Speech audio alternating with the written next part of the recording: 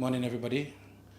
Of course, World Cup recently completed. Immediately after St. Lucia's leg, I was invited over to Guyana to view the semi-final and then over to Barbados for the finals of Cricket World Cup.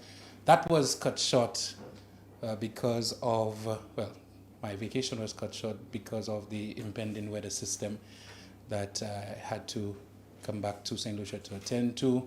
So far, we've done a full assessment, 90% full assessment of our facilities on island.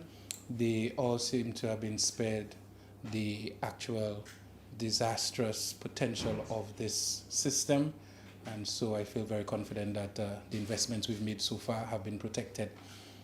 In addition to that, the constituency of Groseley, we definitely had some challenges along our water shore on Bay Street. And we will attribute all of that to the fact that the climate change and the rising seawater levels. But generally, I've been able to tour most of the constituency, and we are very close to being back on track, except for damages to our jetty, our recreational facility, and some property. Questions? How many damage to the new build playing center, which I know the one by the beach, because they had some concern. But the Groseley Recreation Facility. Yes, was there any update? Yes, we had some damages along again the waterfront. We did build a wall. I shared concerns on additional fortification for that facility with the designers, the contractor, and the Ministry of Tourism. And we did not open the facility, although many persons were wondering why, because we were seeking some additional funds to ensure that this wall was given additional attention.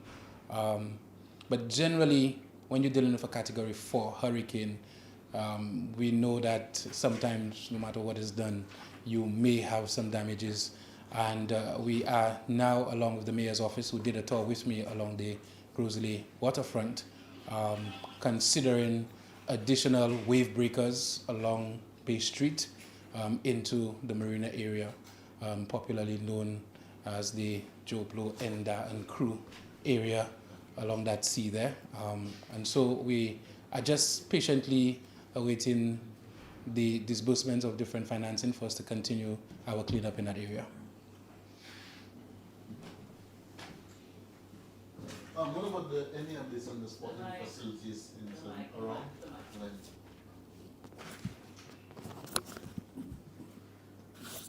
Any updates on the sporting facilities around St. Lucia? Because I know they had a lot of the waves and impact.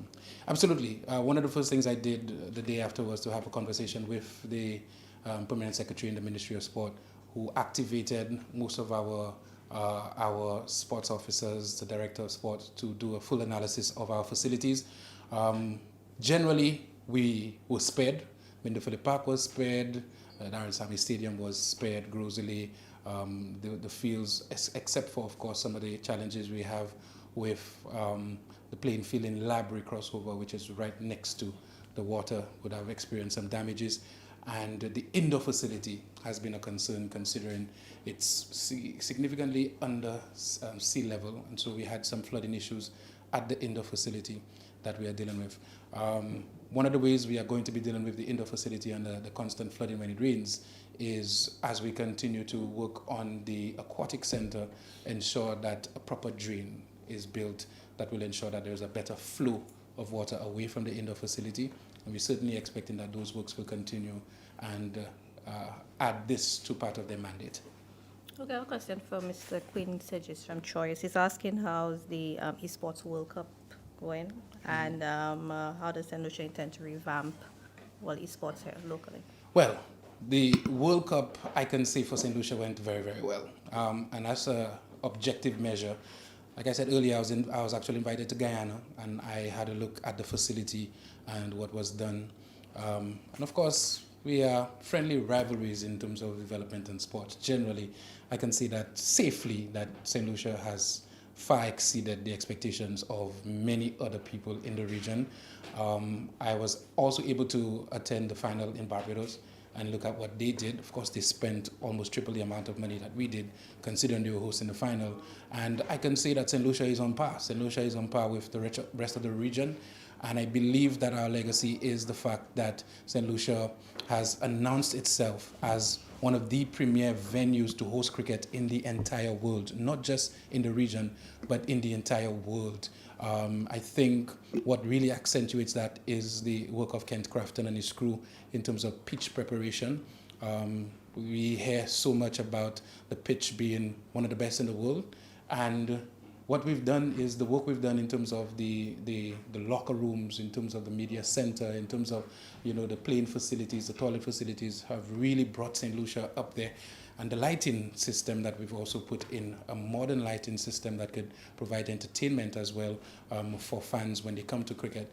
I think we have something to be proud of. I think all of St. Lucia is proud. I think even the opposition, in their heart of hearts, they are proud of what St. Lucia is. Any St. Lucian who genuinely loves St. Lucia would be extremely proud of what we've accomplished as it pertains to cricket development and as it pertains to St. Lucia hosting the World Cup and the reputation that we've now developed. And so moving forward, we have as a government decided to invest heavily as a result of the success of the World Cup and as a legacy project, the St. Lucia Premier League T20 cricket competition.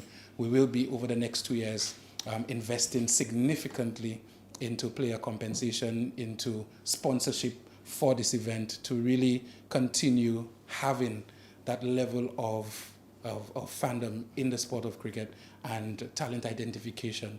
And so I'm very, very buoyed by what we've done and what we'll continue to do. We have to look forward to the CPL this year, another event where St. Lucia get to showcase its beauty as a nation. And of course, persons continue to speak about our fans being the rowdiest in the region. I don't think there's any doubt about that. Anybody who comes to Darren and things get hot here at the National Wood, they enjoy cricket in St. Lucia more than most places they travel to. And so I feel very, very confident that moving forward, that the facility will continue to be that development thrust and that proud moment for us in St. Lucia. CPL this year is going to be exciting. It's going to be the last year Guyana will be hosting the final. And so we'll see what happens in the near future as it pertains to CPL. Actually, I was asking about esports World Cup. I don't know if you know of it. There's an ongoing World Cup, I imagine. And how do you intend to revamp that sector? Well, we've invested in, and that is the beauty of making investments that sometimes people don't understand. We invested in ensuring that we had a replay screen that could rival any replay screen in the world, and having a scoreboard that could rival any scoreboard in the world. And it's there, and it's placed at the Darren Sammy Cricket Grounds. Now this doubles up as a venue for hosting esports competitions. And we are certainly hoping when we have our alternative sports season that all the media will come out to see our esports competition played on a large replay screen, a large screen, which really lends itself to persons being more and more motivated to be part of the billion-dollar industry that is esports in the world.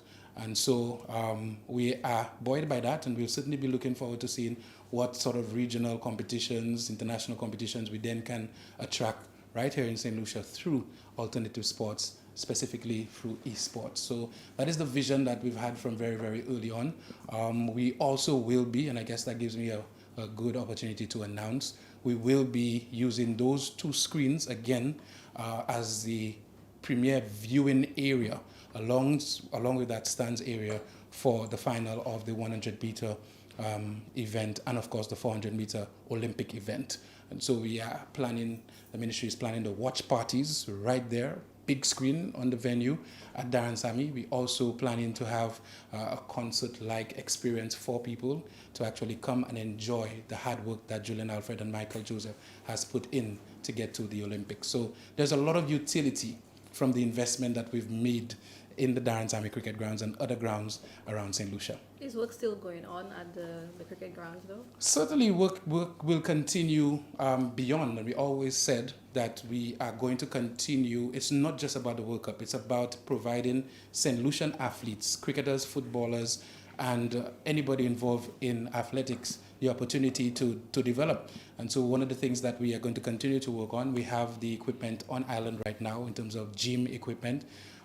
So we have state-of-the-art gym equipment, and we will be constructing the area for strength training for our athletes at the Darren Sammy and the Mindo Philip Park. And so this will also help with the further development of our athletes as they compete with the world's best.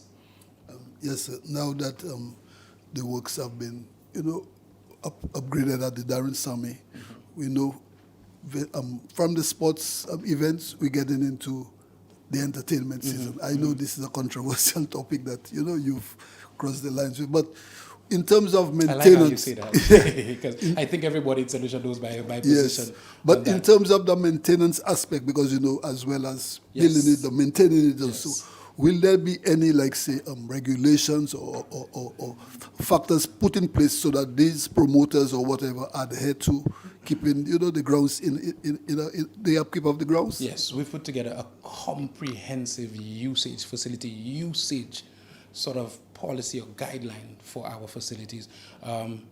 My concern, and it will always continue to be my concern, is the discipline of our people. I've always been of the position that it should be discontinued in terms of the utility for all these other events because of the lack of discipline and the fact that the ministry will have to foot the bill thereafter, and then this affects the athlete in terms of they being able to use the facility. This has always been my concern. As a sports minister, I'll continue to share those concerns because we have a country where a lot of the times we put in everything in place and the individuals that are supposed to follow those guidelines do not, and that has always been a concern. But that being said, one of the proposals I'll be making to Cabinet is the establishment of a national entertainment center that will definitely allow for those big mass crowd events to be put together. I have a proposal as the sports minister who said very early that he would not like to see additional events other than sports, and I will continue to double and triple and quadruple down on that position as a Minister of Sport. I do not know another Minister of Sport who has a different perspective. And definitely identify that area. So after this season, by next season, we can definitely have an alternative to have our entertainment and fun as a nation.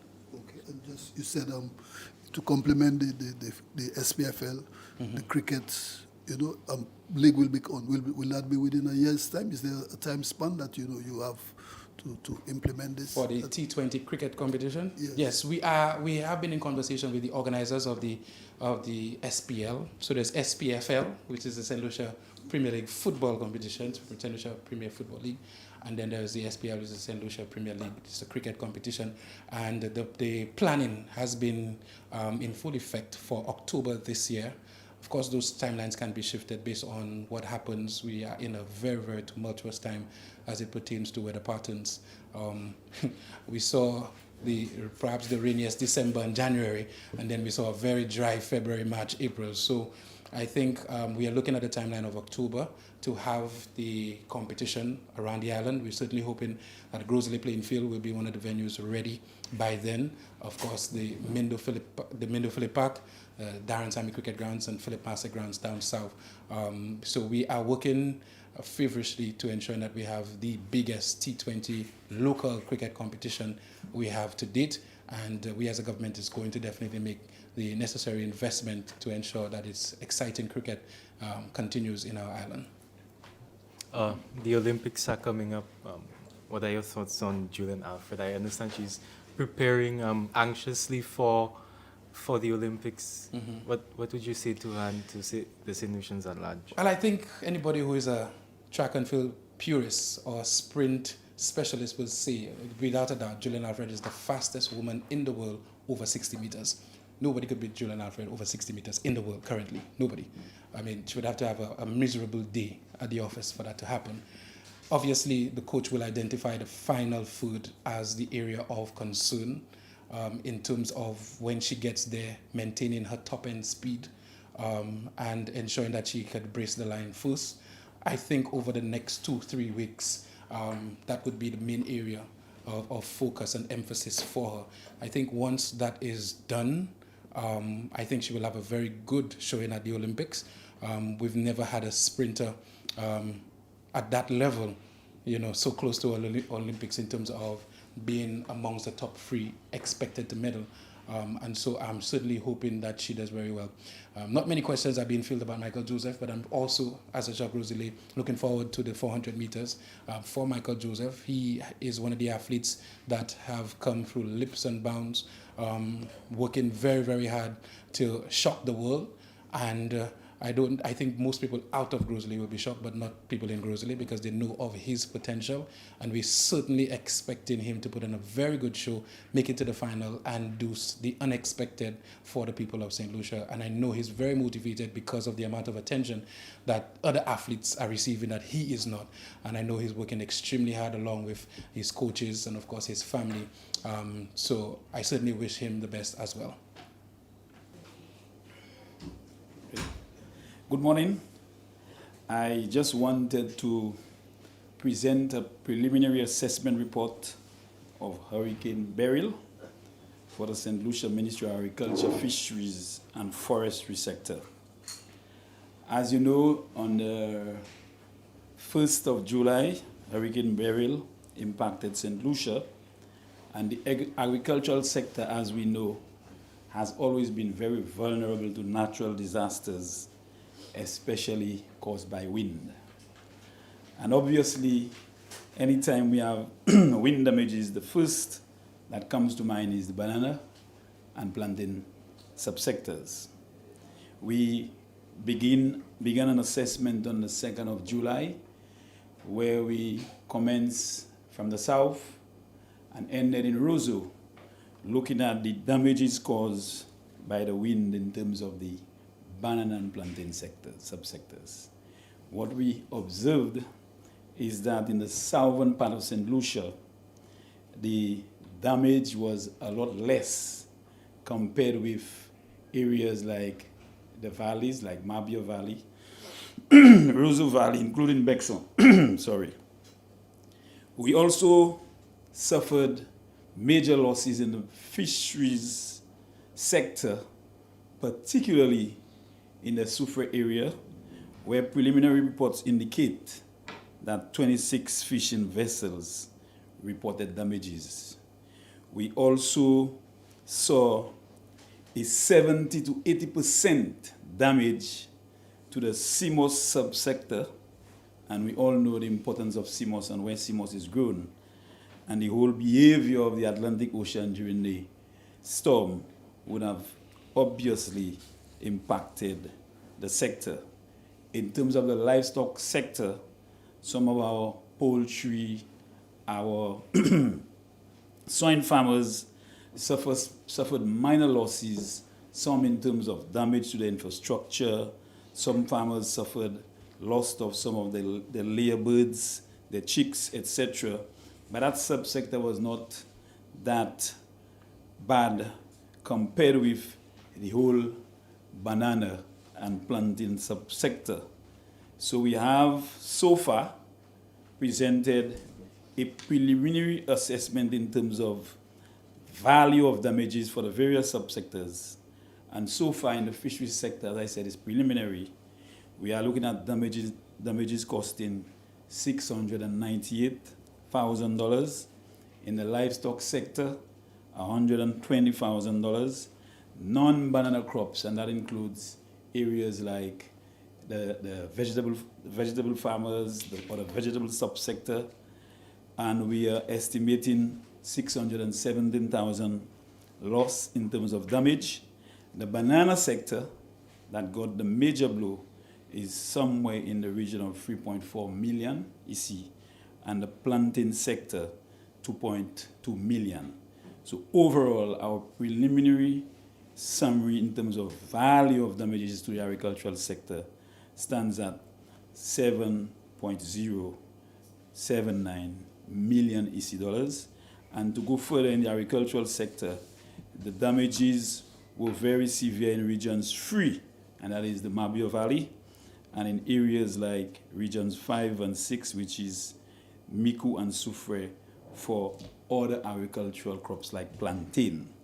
So we are so far looking at a total damage value of about 7 million EC dollars in the agricultural sector, which represents about 34%. Last year, in June, when we had Tropical Storm Brett, we had 75% damage to the agricultural sector. But this time it's a lot less. But the impact is still very heavy on especially our banana farmers. And I will say that because our farmers have been going through this challenge every time around this year. And just recently, you would remember that we provided some almost $1 million dollars to our farmers for loss of boxes. We provided some assistance after Hurricane Tropical Storm Brett last year. We made available 44,000 bags of fertilizer free of charge to our farmers. And every time our farmers are getting set to get this income to take care of themselves and their families, we are faced with those challenges that we have no control of. And I just want to take the opportunity to mention that the ministry is already engaging free insurance companies to see how we can come up with a mechanism to assist our farmers. The owners cannot always be on the government to get the resources, because we know the resources in government is always very limited. But at the end of the day, we know our farmers are very resilient, our farmers are very determined, because they understand the importance of our food security to the country, and they are playing that role in a very positive way. I want to appeal to our farmers that we will do the best we can to assess the situation and to see what level of support that can be provided. Our fishers, just imagine going down there yesterday, and I actually saw where some of the boats were located. I don't know how those boats were fitted between buildings. And at the end of the day, the first thing that comes to mind is what will happen to those fishers who lost their engines, lost their boats. The boats are damaged, but yet they have to survive. They have to take care of themselves. They have to feed their family. So it's a really bad situation for them. And this is what climate change, as we say, can have that negative impact on livelihoods, especially the vulnerability of the agricultural sector. So I just wanted to present these preliminary findings. I'm going to make a presentation to the cabinet in a short while, and so we will make a determination as to how to move forward in terms of dealing with the damages in the agricultural sector. In terms of, I know that the government had made strides to grow more climate resilient, I guess, fruits. Some of them non-traditional to St. Lucia. Where are those programs currently? Can you give us any updates on those programs, and what, I guess, is the time frame for them to become actually viable, as not maybe for export, but at least for our local market to participate from? Well, this question reminds me of the existence of the Taiwanese government. I'm sure you recall that they have introduced a number of tree crops that are foreign to us. And I remember some of the mangoes, the Atkinson and all those other mangoes that have been used by our farmers, one, to stabilize riverbanks, and to also construct more organized or stable windbreaks. I know farmers that we visited earlier this week, and their plantations were intact simply because they were established windbreaks in close proximity to those plantations. And this is what a lot of our farmers have to understand. We have to try to build the resilience that is required in the sector. I know some farmers, it will be very difficult for them because of their location, maybe on the steep slopes, on the mountains, and so on. But what we want to do is to encourage farmers to do that. So the answer to what you're saying is that that is in the making, and we are continuing to ensure our farmers remain focused in terms of building that level of resilience using those various tree crops that were introduced to assist them in doing that. And I also know that, well, we spoke about, and the Prime Minister kind of touched on it a little bit, about the possibility of the crop insurance. Now, I know that that can be a tricky thing to work. How probable would you say that could come to the fore? I don't know how close in the future, but how probable would you say that could come? Remember, we had wind crop, and at the time it was to protect our farmers and to help our farmers during the reign of the banana industry. And that insurance company, what it did was to take responsibility for compensating farmers during events like this. But unfortunately, that crop insurance came to an end and some of our farmers suffered. But you will recall during that time, St. Lucia, St. Vincent, Dominica, and Grenada were all involved in banana production. That's why we called it Wind Crop. It was a Windward Islands insurance company. And it did not continue. I wish it was there. But currently, our situation requires that our farmers need that level of protection. If we push in the agenda of food security and we want to ensure that we have food availability and sustainability, we must give the farmers the assurance that we are providing the support that is necessary. I got calls from some farmers asking whether they should cut the trees because they seem to be of the view that an assessment has to be done by the various officers in an effort to receive some level of compensation. Now, obviously, if a farmer has 2 acres of bananas and 44 or 45% of that is destroyed, obviously the income will be a lot less than is. So the insurance will provide some coverage to the farmers and not be solely or heavily dependent on the government to find the resources to assist. And I'm not in any way saying that I have an issue with government compensating, but I believe it is time for us to establish some level of insurance that would take care of our farmers in situations like this. Now we have what we call the coast insurance that is supposed to take care of the fisheries subsector. But there is what you call a value that has to be reached. Now I can't remember what it is, so I'm hoping that with the situation in Soufrière, that value will be reached and that those fishers will get some level of compensation. But we must ensure that we try our best to help the fishers, the farmers, because their income would be in problems. And at the end of the day, we may find ourselves going back to where we were a few months ago. This banana industry is very, very important for St. Lucia. We have a market in the region. And every time we find ourselves in situations like this, it's like a setback, a drawback for our farmers, especially meeting the demands of the market, meeting the quality standards required, in spite of the level of assistance that the government has provided and will continue to provide our farmers and fishers. Yes, sir. In terms of the farmers and the insurance policy, the initiative was like there should be a collaboration. It would bring a better cost factor. Very Would good. the OECS in any way be able to assist in that endeavor? Well, actually, is there a machinery or something? Well, actually, we have this CARICOM group of Ministers of Agriculture, and insurance is one of the items high on the agenda. So far, I know St. Lucia, as PM mentioned, has allocated $600,000 for St. Lucia. Guyana is very much interested in terms of insurance, crop insurance, and also I'm hearing Antigua. But we were expecting countries like St. Vincent, Grenada, Dominica, St. Kitts and Nevis, because we've always been discussing that topic when we meet as Ministers of Agriculture in the region. So we are hoping that if all those countries come together, it will make matters a lot easier for us because the premiums will be a lot lower. Because what we find in recent years, and obviously the insurance companies seem to be a little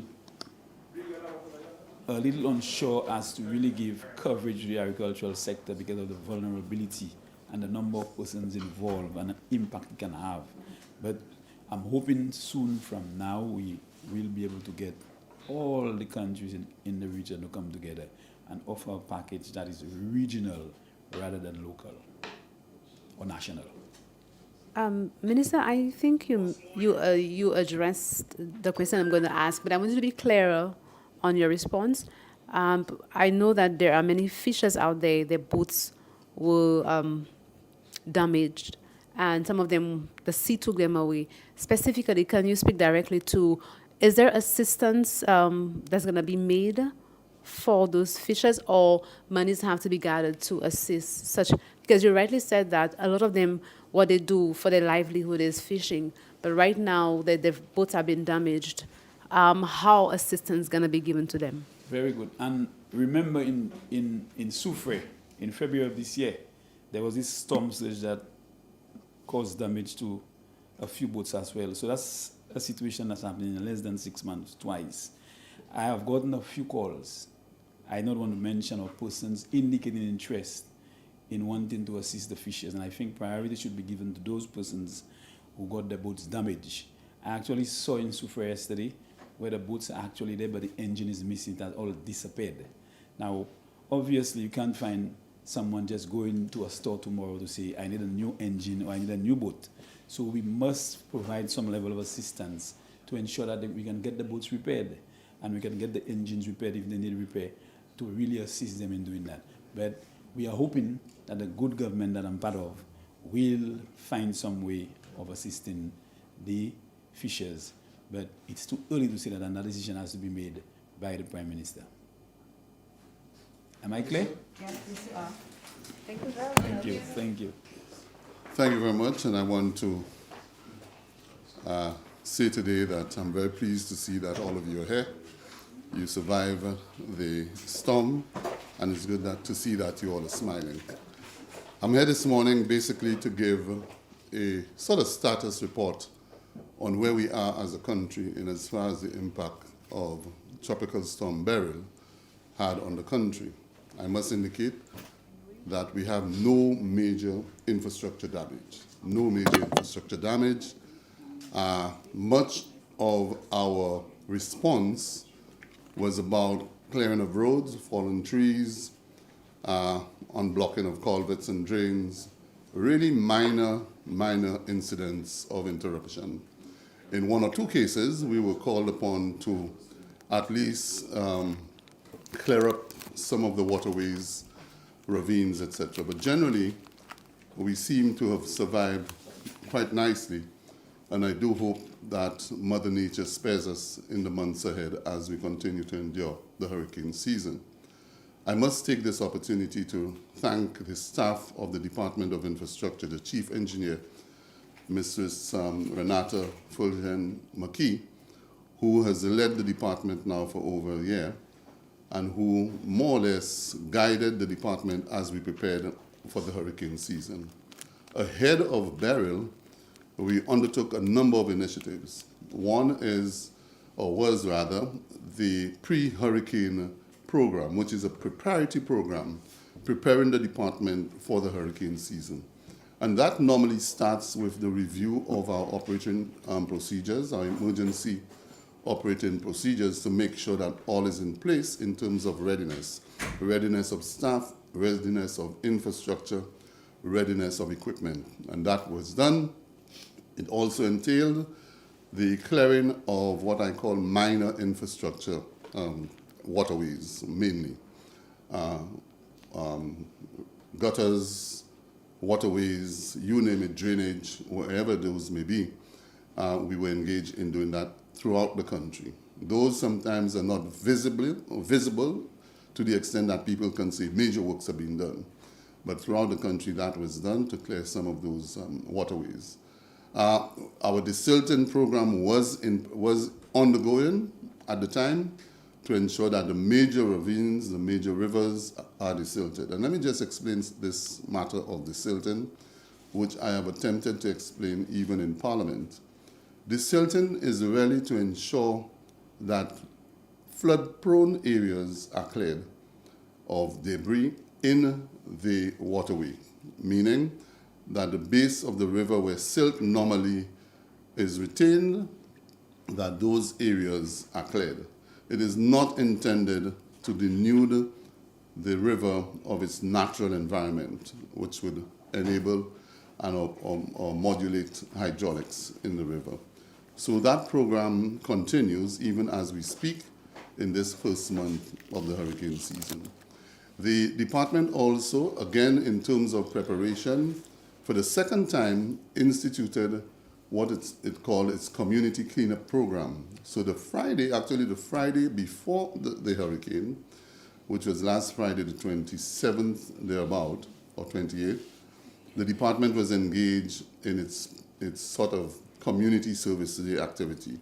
And throughout the country, I'm sure you may have seen them doing work, whether it's just debushing, cleaning of drains, etc. That exercise was being done by the staff of the department, not as overtime, not as additional work, but as their contribution to the country.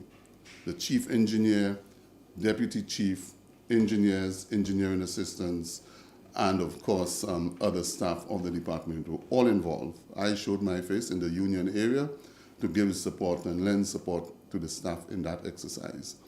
On the day immediately after the hurricane, they were out in full numbers doing their reconnaissance and assessments to determine what measure of support and intervention that will be required.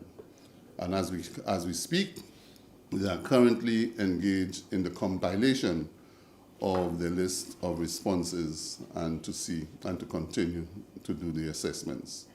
Okay? In terms of, we know that we are in the hurricane season. Oh, sorry.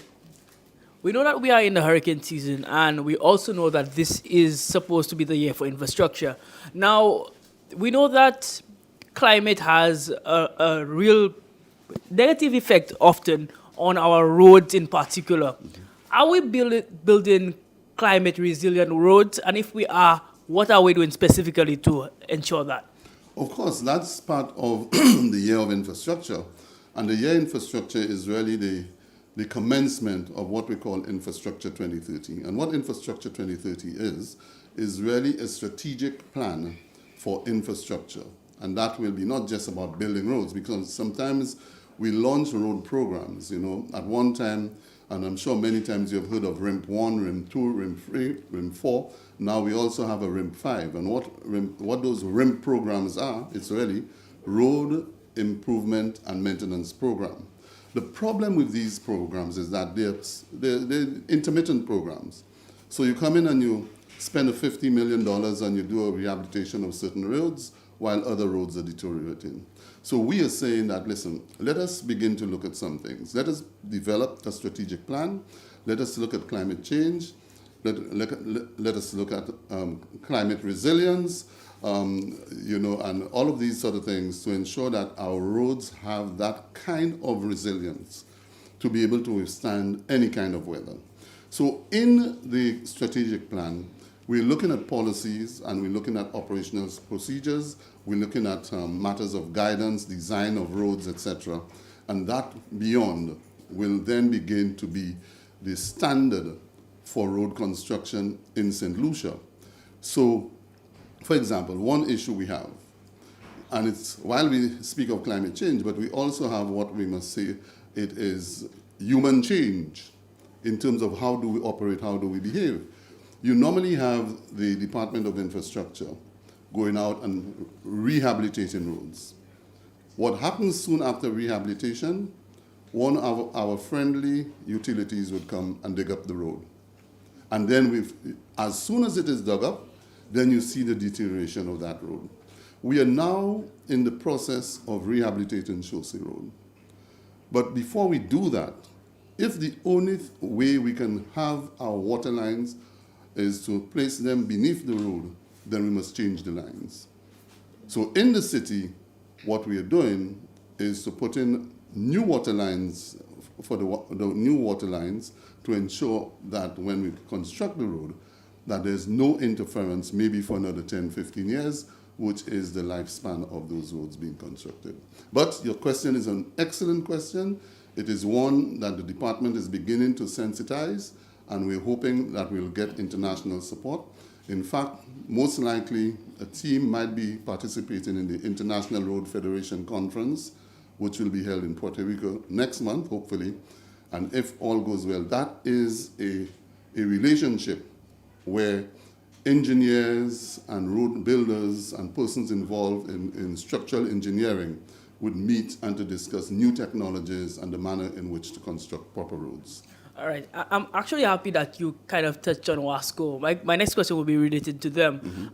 We know that during Hurricane Thomas, we had serious silt issues at the dam. I've still not been able to get any clear answer from whether opposition or government as to what is being done to, because I know the dam still cannot hold the necessary amount of water. So what is being done to deal with that silt issue? Yeah. In fact, recently I met with Wasco on the heels of the dry season and the problems which the country seemed to have been experiencing at the time in terms of supply of water.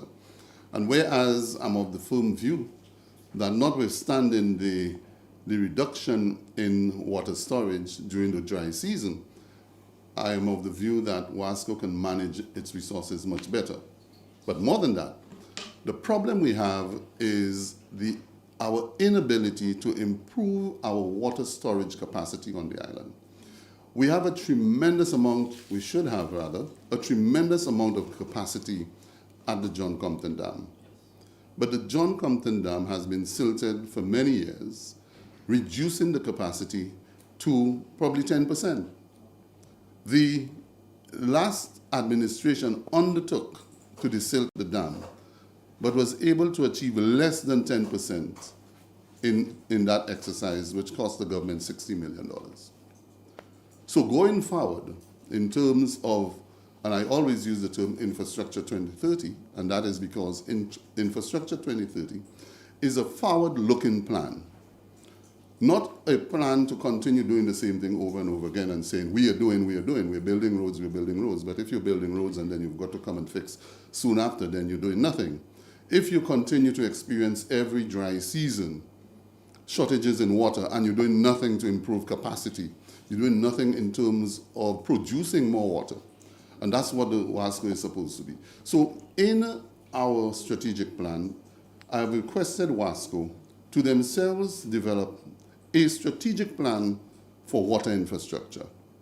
And that is one, renewing the water infrastructure throughout the country, whether it is the dam in terms of the silting, and I personally believe, again, that we need to look at new technology rather than to wait when the dam is silted, but to have continuous desilting, to be able to get the equipment stationed at the dam, to be able to desilt at the given times when it is best to desilt. So you don't wait to develop a project. And the problem with projects is that you need a consultancy. The consultancy takes a whole year. Then after you've gotten the consultancy, then you must apply for the loan to the CDB. You know, we have been waiting on the completion of a consultancy almost for a year now to improve the raw water line from Millet to Cicero. On that line, it's most of our problems because those lines are all deteriorated, they're leaking, and so we do not have that ability to transmit from the dam the capacity and the volume of water that is required to the treatment plant to be able to supply the north adequately. So we have to begin that change of looking at things differently. We cannot, and I've indicated to Wasco, there must be a vision plan. That vision plan must be a plan that will entail not just preparing Wasco and its infrastructure and its distribution, etc., for this today, but preparing Wasco for the future development of the country. Where is the future development of the country? The future development of the country is the potential of a northeast village between Grosile and Dennery, with a highway that may attract either tourism development, residential development, or otherwise. If you just think of that development taking place, the development of that side of the country, that corridor of the country, then it means that we need to increase our water production by over 1 million gallons of water a day. Now, do we have what it takes? We depend on surface water, water from the rivers. We don't have any aquifers and rivers, wells from which we draw water. Wasco now needs to begin thinking about investing in water generation, desalination plants, and otherwise. So it is that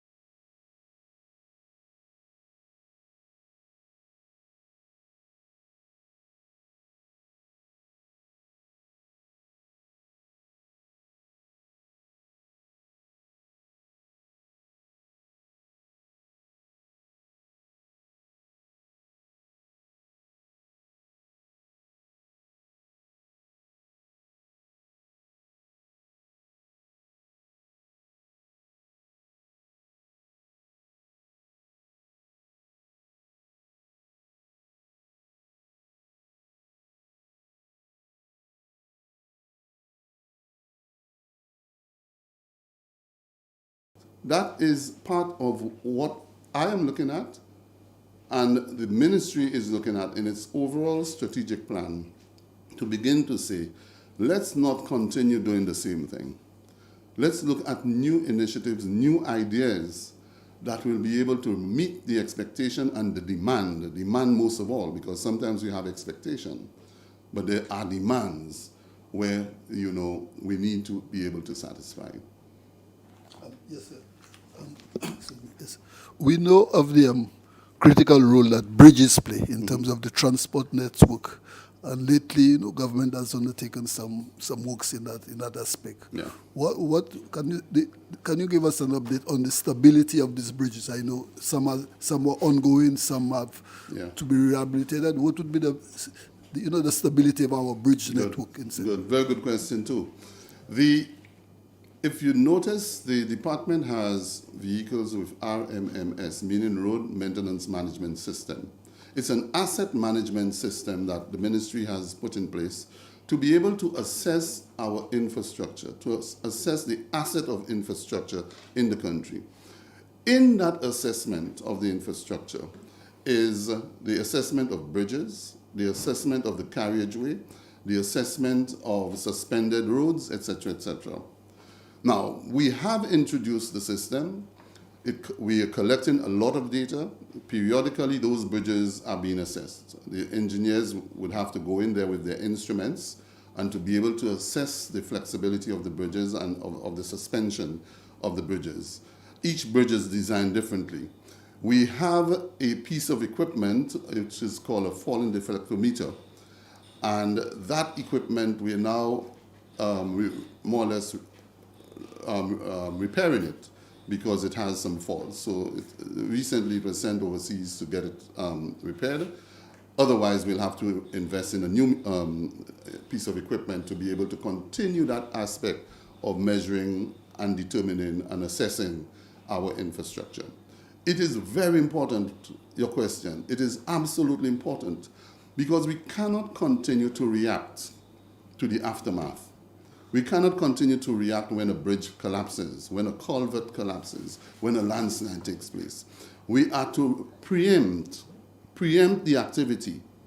So even on the Bad Lil, when the Bad Lil collapsed a few years ago, if only we had that unit really functioning at its optimum, the department would have realized that there was some activity taking place on the road surface, which is an indication that there's some level of earth movement happening.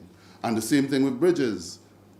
If you are able to assess the activity of that bridge, then you'd be able to say, listen, we are seeing some signs of either undermining of the abutment walls, or we believe that the cross beams are corroding and we need to repair them. So it's a very important matter, and it's one of the areas that we're placing some serious emphasis on.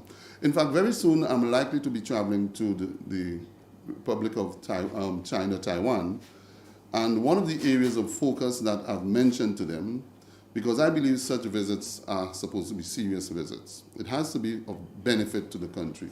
One of the areas we're looking at is to be able to get the necessary technical support from the Republic of China, Taiwan, in as far as our materials laboratory is concerned. What does that mean? What it means is that the laboratory, the materials laboratory unit, which is that department which tests every bit of material used in construction in St. Lucia, to make sure that the quality is good, structurally sound, and can give a lifespan on the infrastructure that we can be satisfied. So I'm looking at engaging the Taiwanese with their own materials laboratory unit to see what new technologies we can probably adopt and they can support us with in terms of making sure that when we construct infrastructure, structures generally, that the material use are adequate. Yes, and briefly on the road network, as we're touching on that, the Millennium Highway, what would be the update? Did the hurricane affect it in any way? Has it delayed the work, or are they moving on? They'll move on. There were no major interference with the work that they've done so far. it has been really one which has pained many of us, particularly myself, in terms of the work on that road. It has delayed beyond the expected date of delivery. We are seeing some signs of, advancement taking place closer towards the Fuasho roundabout, etc., meaning that most of the difficult areas they've been able to address. And hopefully, they had indicated that they would have delivered the road at the end of June. Well, that's yet another delivery date failed. But I'm hoping that at least by August, September, that road will be completed. Once they are satisfied with the tests that are being done in terms of making sure that the strength and the resilience of the pavement, the new pavement that they put on, and that is just a regulated pavement. It's just a pavement to be able to give a time for settling of the road, okay, and to be able to detect any weak areas.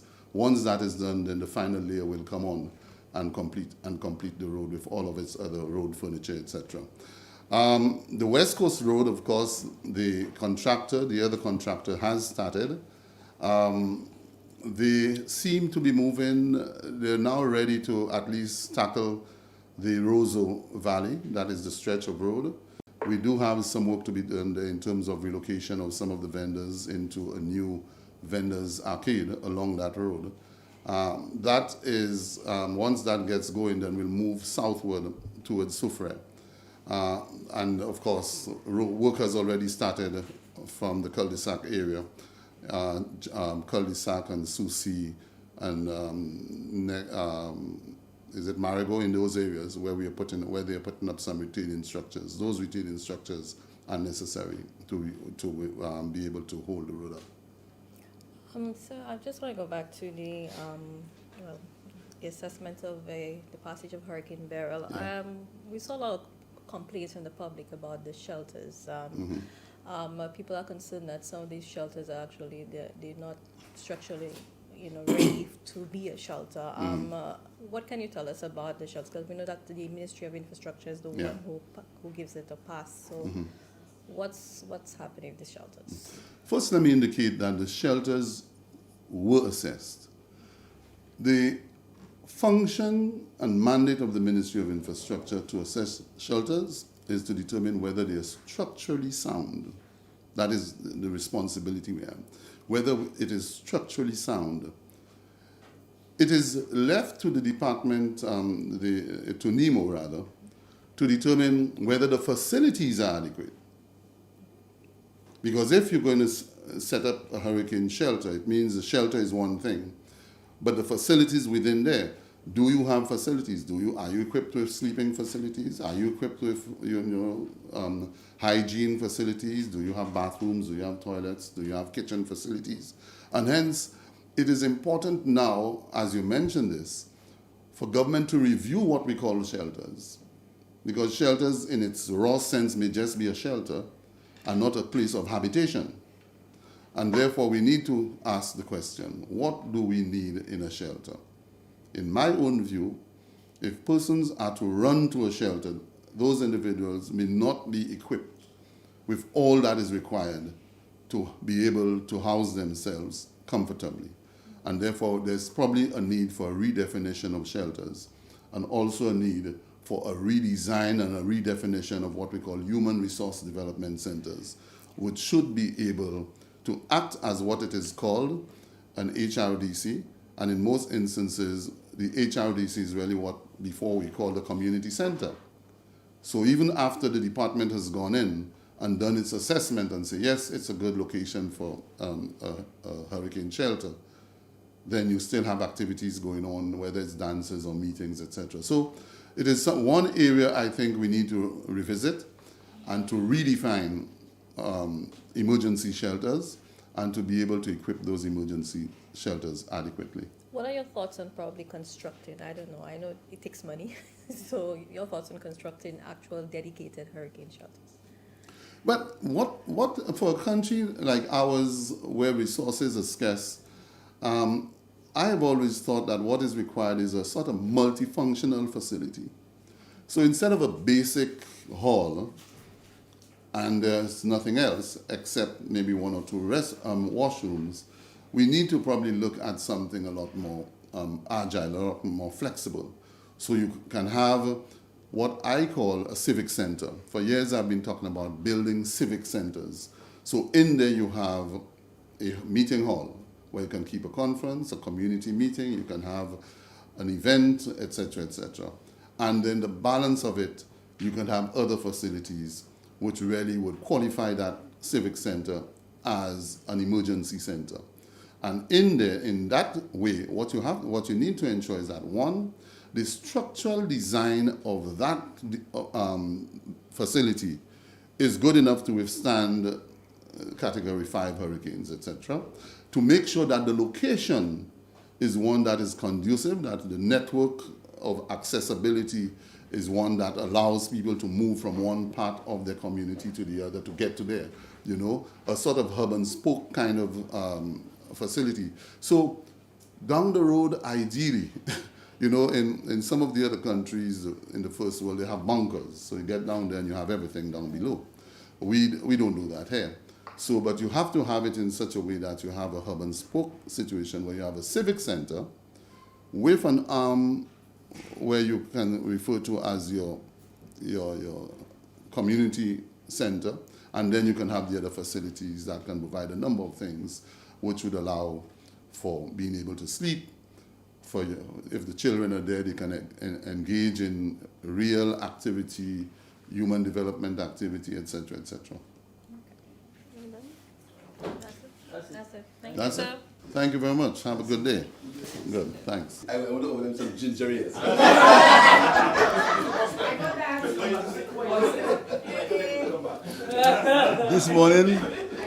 This morning there is no coffee, only ginger ale.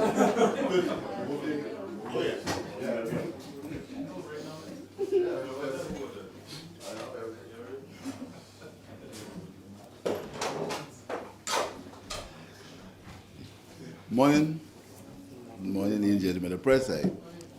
I hope that you and your families were not unduly hampered by Hurricane Brett. I trust that you did well. I just want to first of all thank the people of St. Lucia, the majority of them, for the understanding in that the compliance in terms of the shutdown of the country. It was to a large extent the compliance of the people was noted. The business sector cooperated very, very well with us. Generally, I think that the response in terms of people understanding the gravity of the threat was understood. I want to say to the people of St. Lucia that we're not out of the woods. This is just the beginning of what the experts say is going to be a very intense hurricane season. This is just the beginning of it. So we must, all the climate action that we must take, all the adaptation and the mitigation that we have to do as a people, we must do. There are some little things that we have to do. I also want as a country to get together. This is not a time for us to play our politics. I mean, we could play whatever politics we want. If you get a Category 5 hurricane, there'll be no politics to play.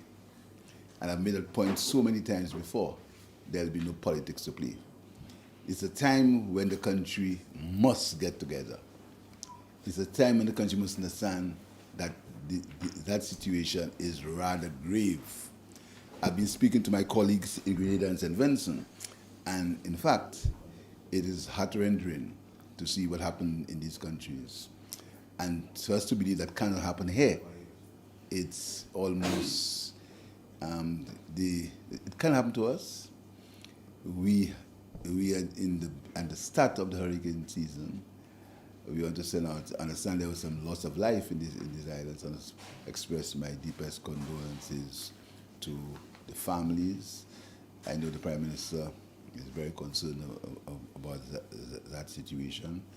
The Cabinet is meeting in a while. We're going to say formally how St. Lucians can contribute to the problem, the disaster in Grenada and St. Vincent. We've started some initial efforts to help the people of Grenada and St. Vincent. I have not made these efforts public, but we have done some things. I believe it's my belief that when you assist people, most of the times you must assist them, and the communications and the PR will come. But that's St. Lucia has done something to assist the people of Grenada. As far as we're concerned, we are completing our assessments. Minister of Agriculture will speak to you in a while. Yesterday, day before yesterday, in fact, I was in Soufrière, and I was very well received. And I want to make a point right now. Evil things what evil does.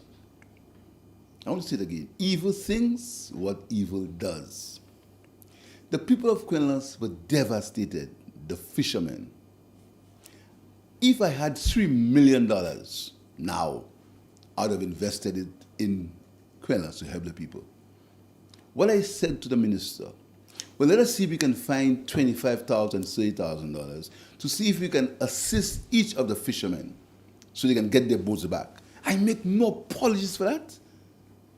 And if the United Workers' Party want to think it's a bribe, that's what they deal with. I don't deal in bribery. I deal in assisting people. I make no apologies. I said it and I'll say it again. If I had $3 million today, I'd have invested it in the people of Quinlas to help them repair their houses, to help them to build their retaining structures, to help them repair their boats. If you saw the people there, the young people, the young boatmen, the elderly fishermen who had lost their livelihoods because their boat either sank or their engines were destroyed. If you had seen them in Quinlas and on the waterfront, and if a political party that wants to get into power can believe that a minister of finance is saying that he will assist these people and call it bribery, it shows you their mentality, it shows you what they think, and it shows you what they think about the people of St. Lucia. And I make no apologies. I'll say it again. If I had $3 million, I'd have invested it in Quinlas to assist the people of that area. And if I had $30 million, I'd have invested it in the people who got their houses damaged. Because when your boat is damaged, the only way you can fix it is with money. How can you fix a damaged boat if it's not with money? But it just shows you the mentality. And I want St. Lucians to understand that level of desperation and that level of evil that's in the minds of these people. So I want to make it clear before you ask me any questions about that. I did say it. And the only reason I did not say it loud because I did not know whether I had enough money. The government had enough money to assist all the people. That's why I didn't say it loud. It wasn't a secret. The government will try its best to assist them with money so that they can rebuild their lives, so that they can rebuild their boats. And here's what we're going to do. We asked the parliamentary rep to get a list of all the bona fide fishermen. We'll compare that list, the licensed fishermen, the licensed boatmen, and we will see the government resources, how we can help them with money to put their boats back in the waters. So if the United Workers' Party want to think it's bribery, that's their business. That's how they think. That's their mentality. Because they think that people of St. Lucia can be bought. I don't think so. I believe that the people of St. Lucia are sensible, and if you saw the response in Soufrière, if you saw how the people were happy to see us, you'll understand. I met the former parliamentary rep. I went to him. Because it's not a time for politics. And I invited him. And I will invite him, as all the other opposition members, to get involved in the recovery process. This pettiness and this idea of how you have to burn the house to kill a rat, we must stop it. I'm the Prime Minister of St. Lucia, not the Prime Minister of Labour. I'm the Prime Minister of St. Lucia. And I serve the people of St. Lucia until they decide they don't want me to serve them again. And I'll accept it. So this mentality of trying to take everything and convert it into evil, that's how they think. I don't think evil. I think for the people of St. Lucia. So I just thought I'd make it clear. Can I have your questions, please? Okay, I know you have spoken about climate adaptation and mitigation. Would you be able to share any specifics that, St. Lucia, what is it that we're going to do? Okay, and I want to make another appeal today. I think the time for talking is over. We go to all these conferences and we get all these pledges from more developed countries about helping and 1.5 and all these things. I think the scientific knowledge is clear that we are in a situation where there is need for climate action. I think we care about that. The time for talk is over. I think the developed countries must put their resources and their money where their mouth is. The scientists, it's clear, the scientists have made it clear. The disaster that happened in Grenada and in St. Vincent, that disaster can only be solved by resources, money, nothing else. It can't be solved by goodwill again. It can be solved by resources and money. And if international countries help Grenada and the United Workers' Party want to call it bribery, that's their business. I think there is need now for us to have almost a Marshall Plan where when these things happen, there is instant support, both for adaptation and for mitigation. There is need for it.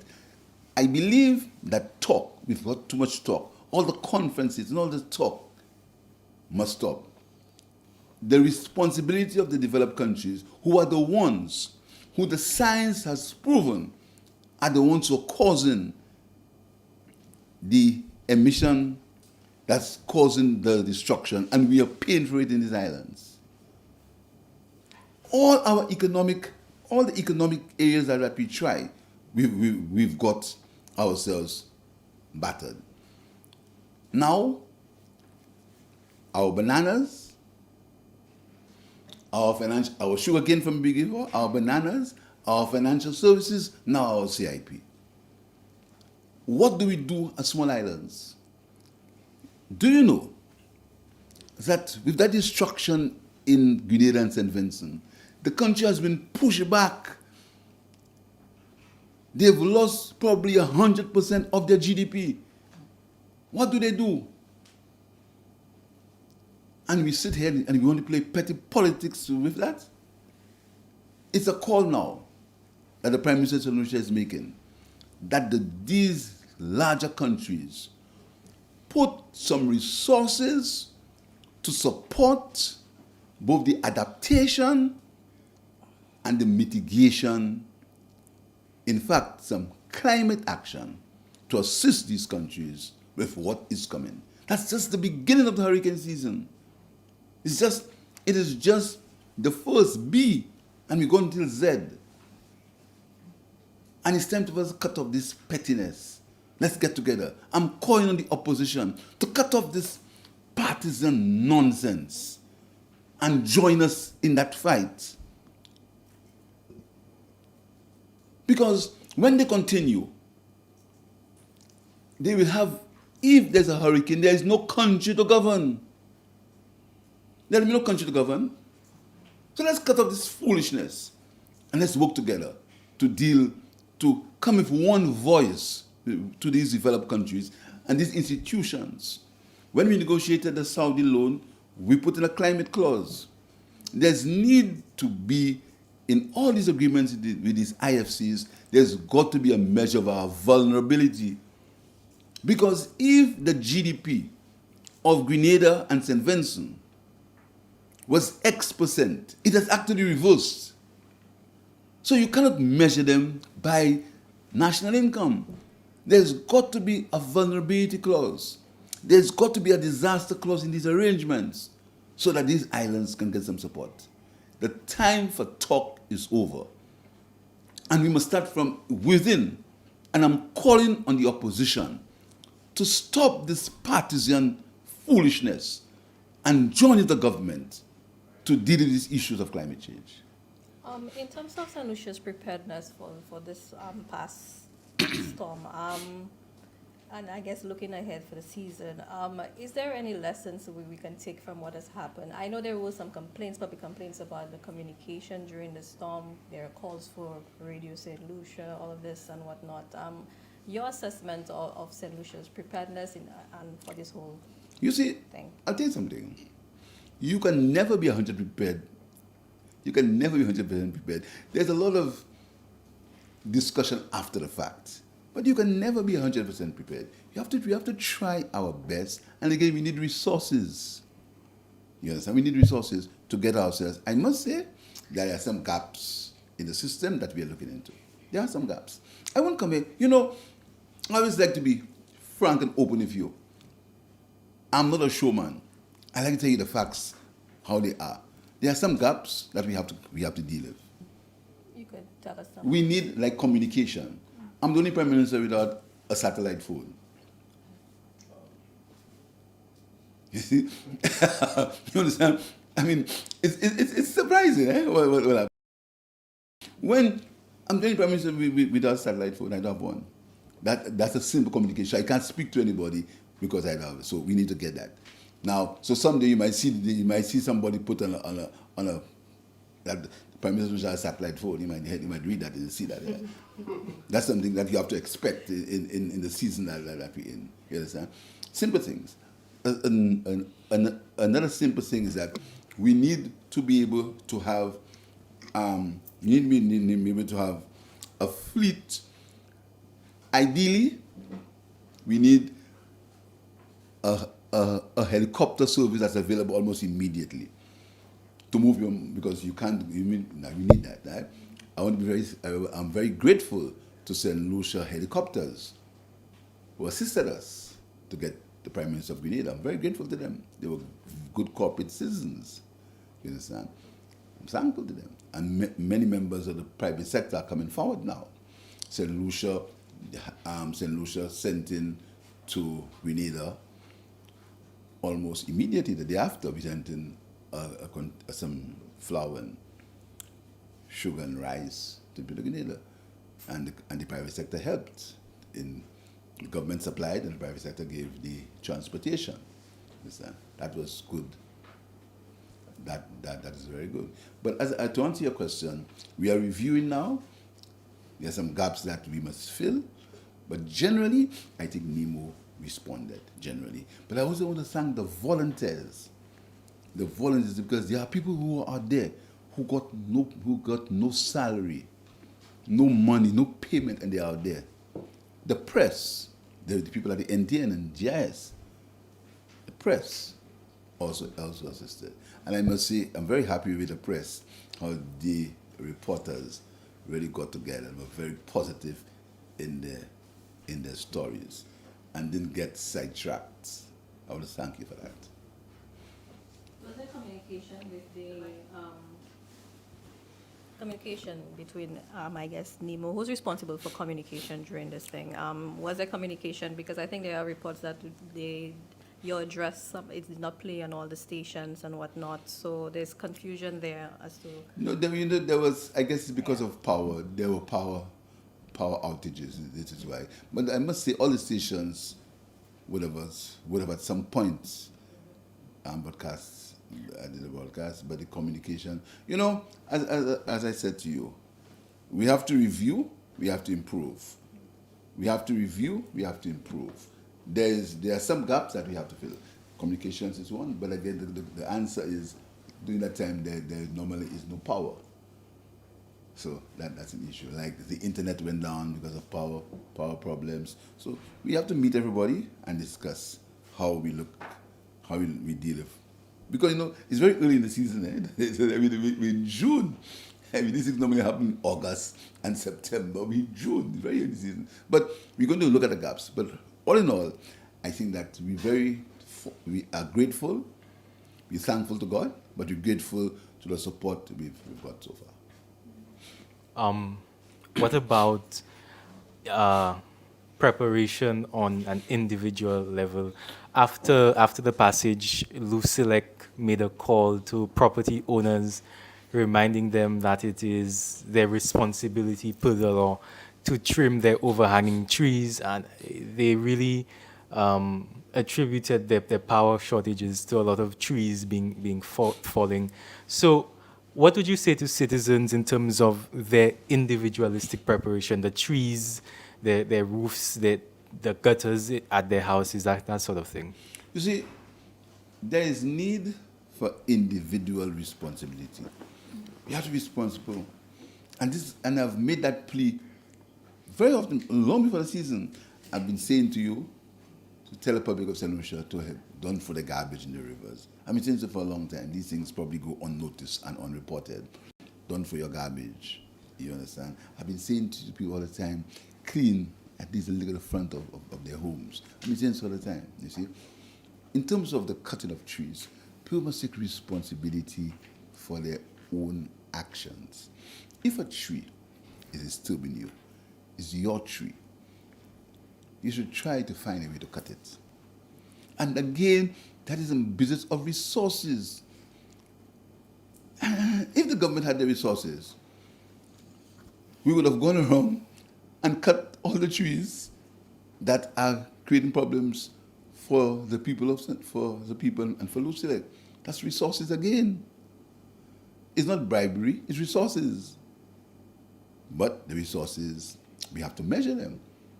But in terms of individual responsibility, I want to teach to people the idea of guttering.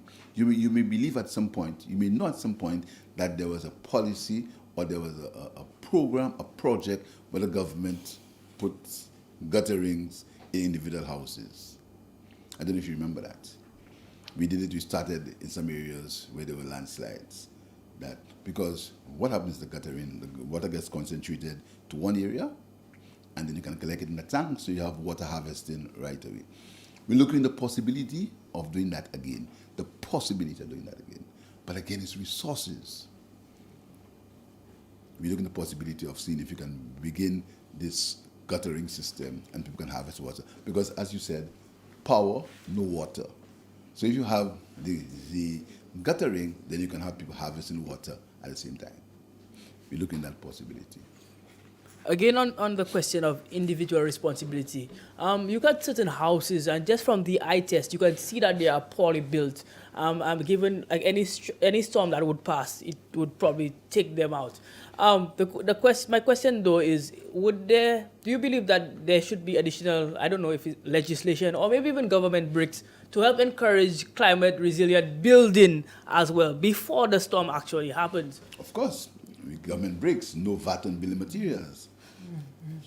That's a big government break. I know that it's there, but additional. That's a big government break. So we ask people to buy galvanized, to get new galvanized, 12.5% cheaper. That's a big government break. I mean, when these policies come into being, we must look at what's behind the policies. The policy of a brick on building materials was allow people to build more resilient houses. So you should remove a galvanized sheet and put another one 12.5% cheaper. But again, when government takes action, people believe that the action is punitive. Sometimes it's not. I mean, the place people build houses on riverbanks, you understand? I don't know if you recall, there was a time when the government was speaking about some legislation to avoid building a distance from a few feet from the river. And that went into a hole. Because, we find ourselves in a situation where there's an opposition that wants to burn a house to kill a rat. I repeat that all the time. If the government would have come if any policy that would say that. You'd have all kind of things, victimization, all kind of things. But, so I'm saying to you, we ask people now, in the absence of legislation, to use their individual responsibility. We're trying to use it through moral suasion. That's for yourself. Because according to Bob Marley, when the rain falls, it don't fall in one man's house, The hurricane will not say you are UWP, you are Labour. It won't say that, It won't say you support Pierre or you support. It won't say that, It will mash up every house, including mine. And that's what we must understand. So it's an individual responsibility and not the time for political shots. Yes. Excuse me, Prime Minister. Do we have a cost for the damage? Not yet. Do you have an estimate? No, not yet. Can you give us? That is why what I saw in Quelas, I was saying to the parliamentary rep, if you can get $30,000 or so to assist these people, what I saw, we could give them $1,500 physically, they both each other. That's what I saw, only what I saw. That is why I didn't make it public, because we don't have a cost, we don't have an assessment, but to give them some immediate relief. The people who were with me saw the problems that were there.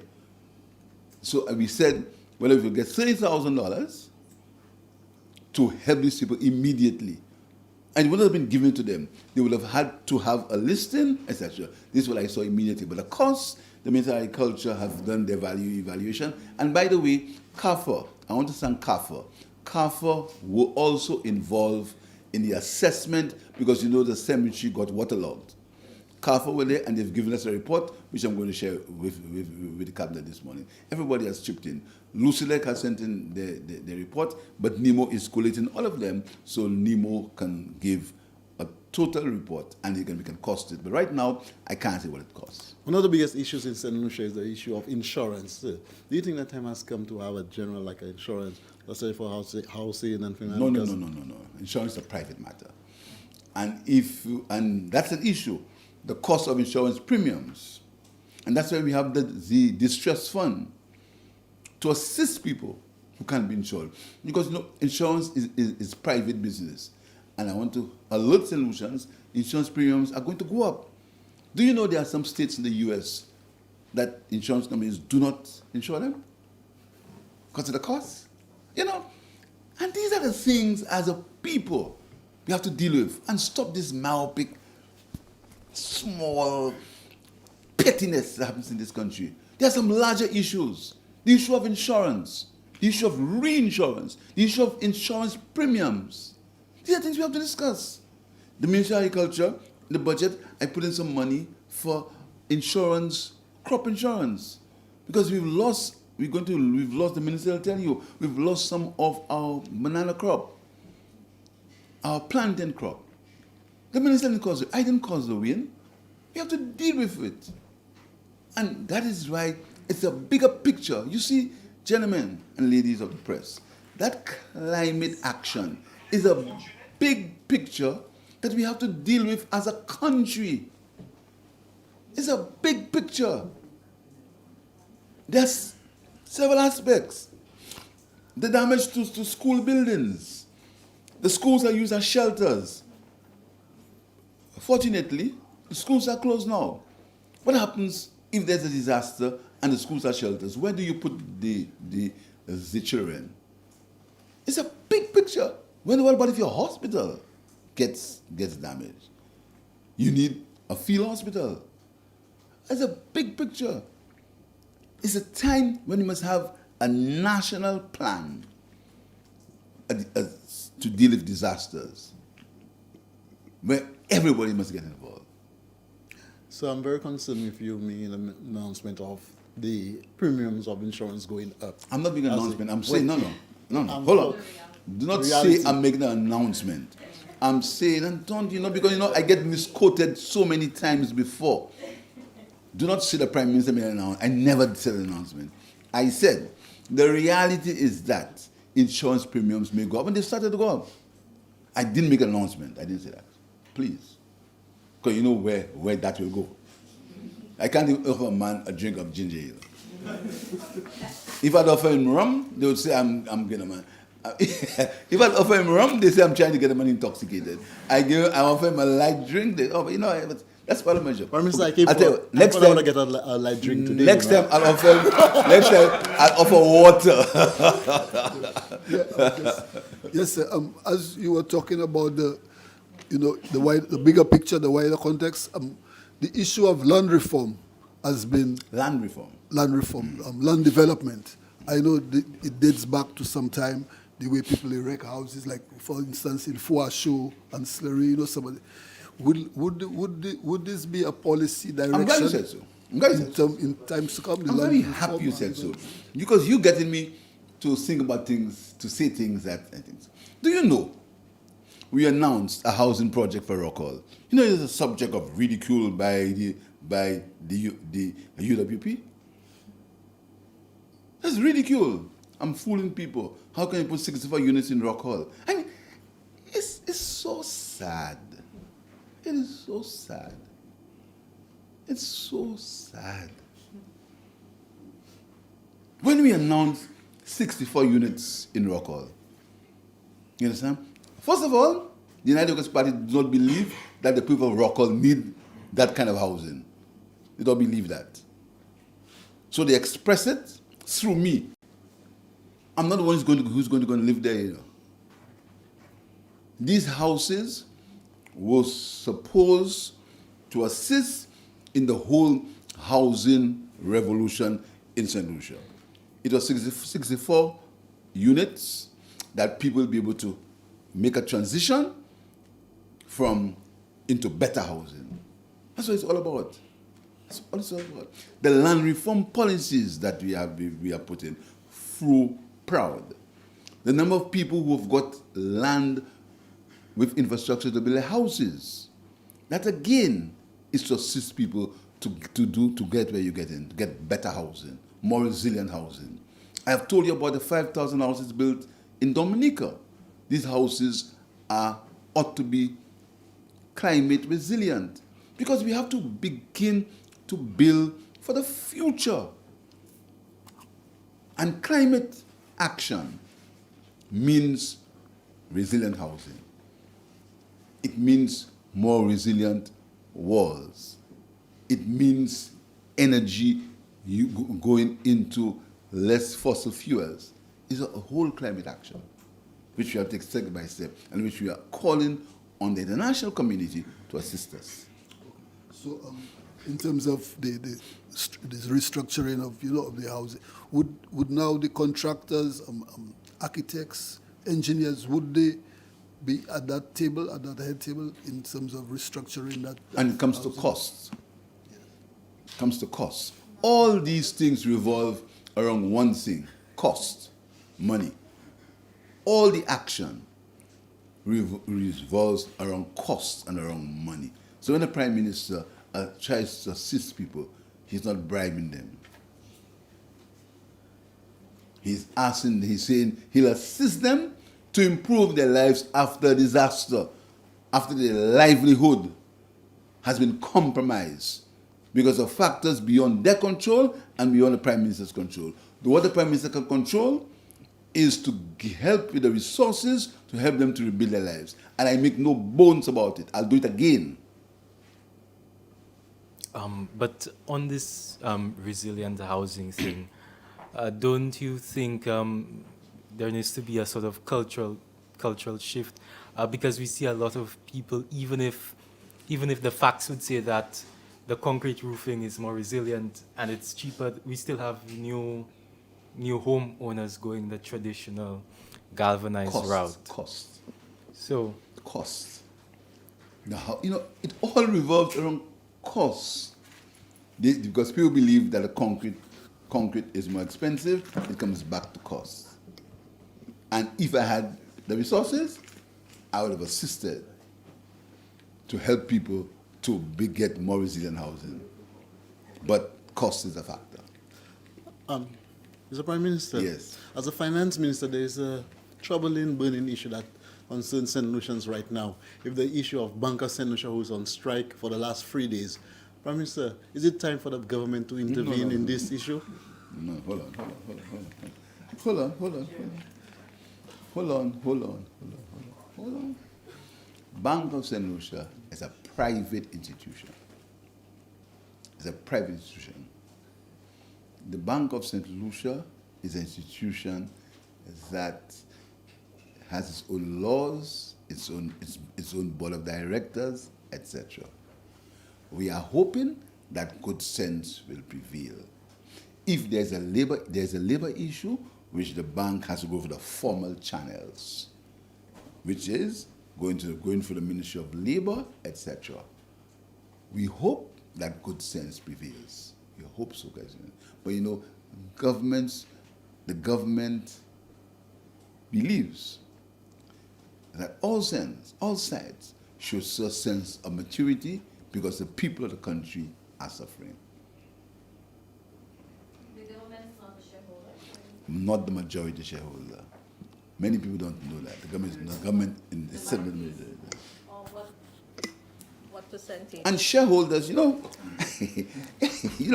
you asked a very good question, but you know, these questions border on the misinformation that's been peddled around the country.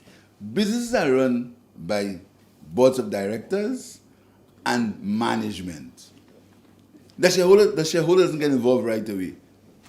The government is very concerned, but there's a process. What has happened in St. Lucia is that there have been many processes that have been violated, and we think it is the law.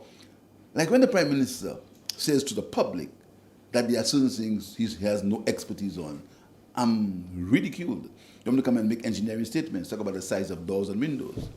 I can't, I will not. So, processes. The Bank of St. Lucia is a private institution. It's not a statutory board. It has a management structure. It has management, it has board of directors, and it has shareholders. These issues are dealt with by management first and the board of directors secondly. I understand right now it's in the hands of the board of directors. I'm hoping that good sense prevails. I am imploring the parties to let good sense prevail, because the people of the country are inconvenienced, some of them even suffering. But doesn't that raise greater questions about banking security in St. Lucia in general? Because the reason why I say that, because it's Bank of St. Lucia now, but there have been other issues at other banks, whether that be one bank deciding to go fully online, whether another bank having phishing issues.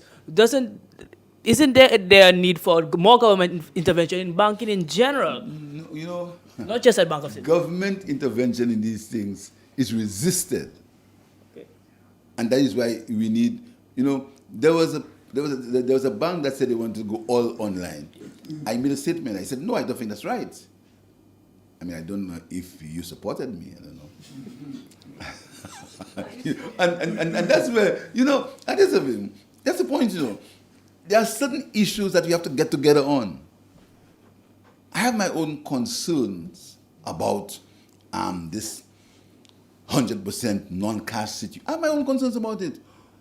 I have my concerns. I believe people should have a right to go get their money from the bank when they put it there in cash. There is a joke about a certain man in St. Lucia, a certain rich man in St. Lucia. He went to the bank every other month and says he wants to take all his money out for him to check it.